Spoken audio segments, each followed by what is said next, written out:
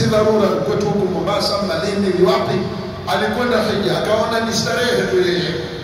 Alipokwenda alipokumana na yale mambo na dharubu zile, na wakati ule si kama wakati huu. Leo utakwenda Mina kule utaona freezer amewekwa vinywaji mtaka. Zamani ilikuwa hakuna baba hayo.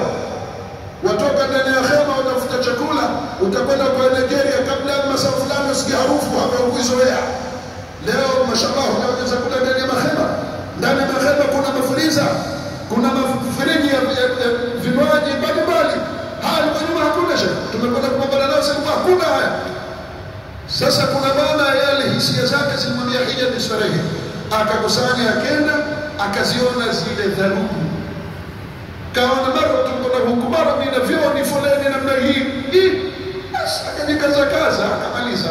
Sasa watu walipomaliza wataka kurudi, shekhe kiongozi wa jamani tuombeni dua mwakani Mungu atueleze tena.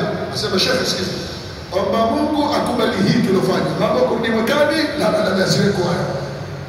Omba Mungu lakini akubali hii tuliyoifanya mwaka huu. Mambo kurudi mwakani kama ni bure hakuna. Hija ni ngumu. Waweza ukienda mara ukajisikia Mwenyezi Mungu mahujaji awafitie wakatekeleza hija zao kwa sura ambayo kwamba ndivyo inavyotakikana, wapate msamaha, wapate maghfira, wapate radhi za Mwenyezi Mungu Subhanahu. Wassalamu alaykum wa rahmatullahi wa barakatuh.